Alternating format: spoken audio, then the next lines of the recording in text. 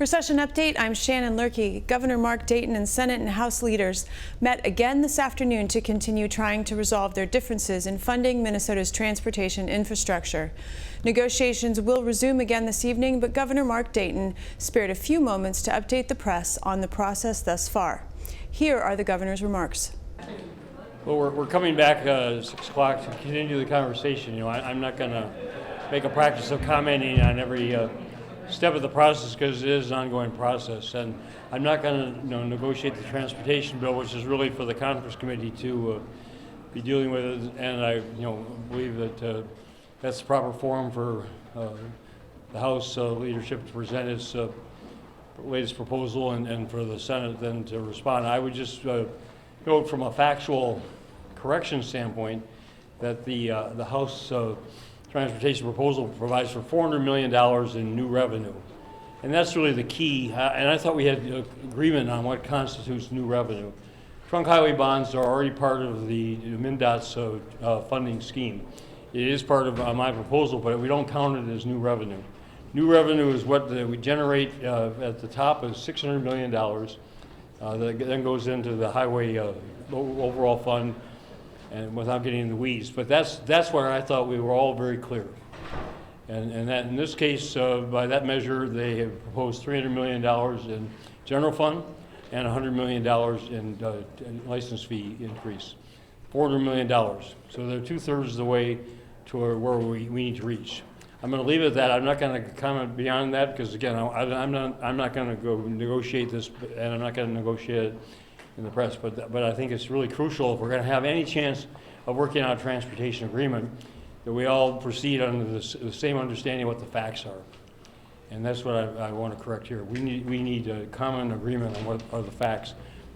When I talk about $600 million as the threshold each year for the next 10 years, that's new revenue above and beyond what we have now. And that's what's necessary. MnDOT has said, that's what the task force that I set up 3 years ago now has said is necessary to maintain our roads and highways and bridges in their existing condition, and then to make the improvements in these projects that people all over the state are waiting for and wanting. So I go back to the same message, which is get it done, and I can defer that to the conference committee from that point forward. Okay? Governor, I was told that you folks are talking beyond just transportation. You're talking also about global targets. Is that accurate? Yes, that would be accurate. And that was, we had this other meeting came, and so we decided that we said that would continue at 6 o'clock. But yes, we talked about the supplemental budget. The House indicated they're coming forward tomorrow with a bonding bill. They indicated it was $800 million. We didn't talk about taxes, but we talked about we're just beginning stage of talking about the global Can you accept a bill without transit in it, and specifically the speaker says he's willing to let light rail, Southwest light rail, be killed?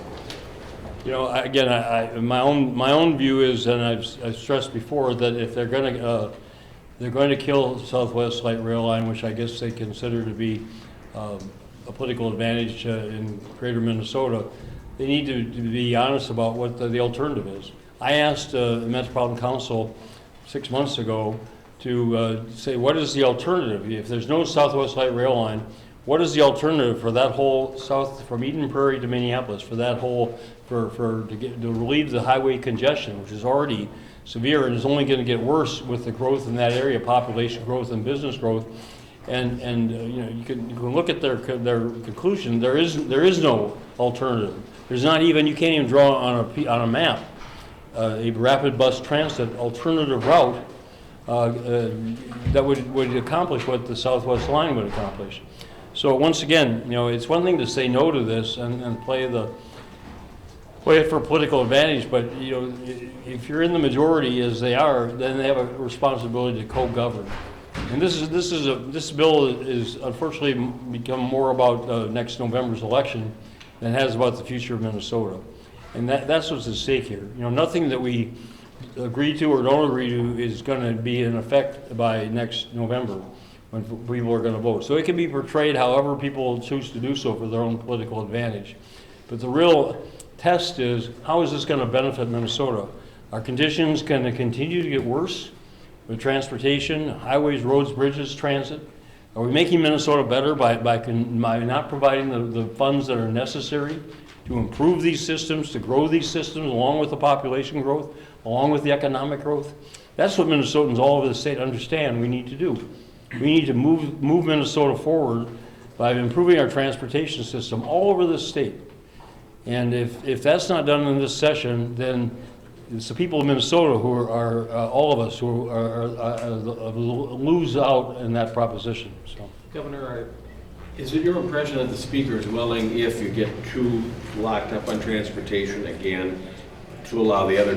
I can't. I'm not going to speak for the speaker. I'm not going to say. You would like to see that happen, though. What? To have the other pieces move forward if transpo is not. Well, I think they can set general targets. I mean, I don't. But I'm not commenting on. And we're in the middle of the process now. So again, I'm not going to make a. I'm not drawing lines.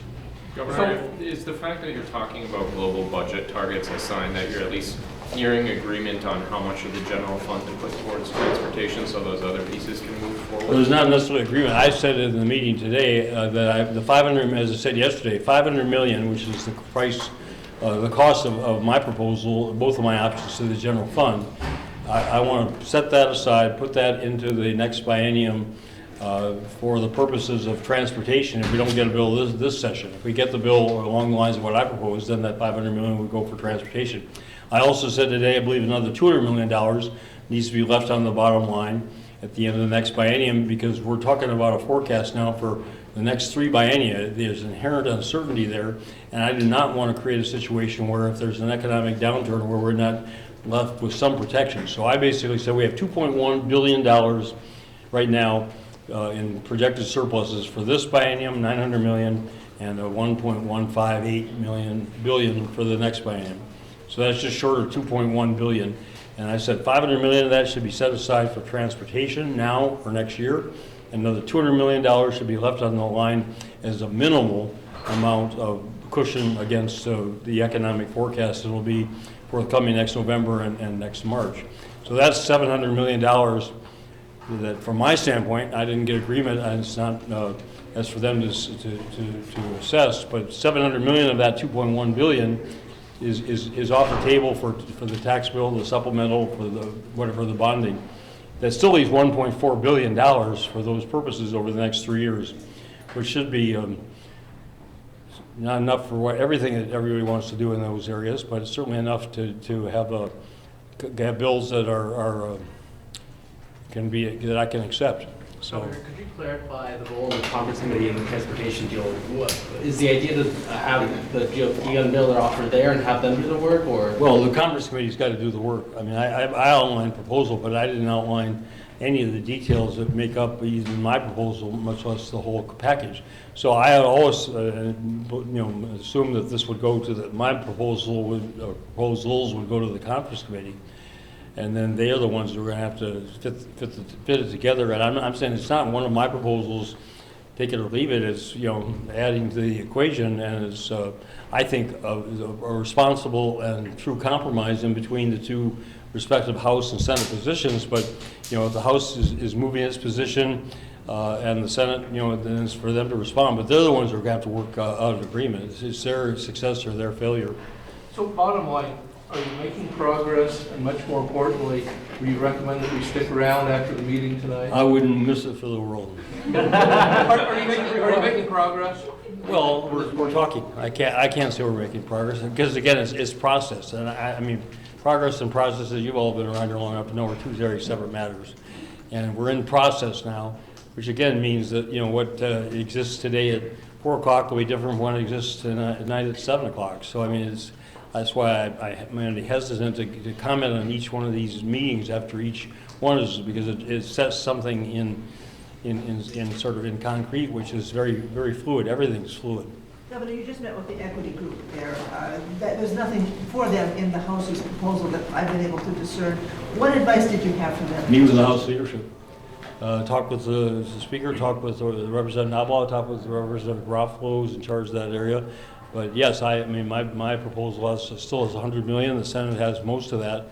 And I think it's imperative that we have a solid equity package to show proper respect for the urgent situation that exists out there. Even 100 million, if you talk about statewide, is not sufficient, but it's a start. And to not to do anything there, to me, is unthinkable. Thanks, everyone. Thank you.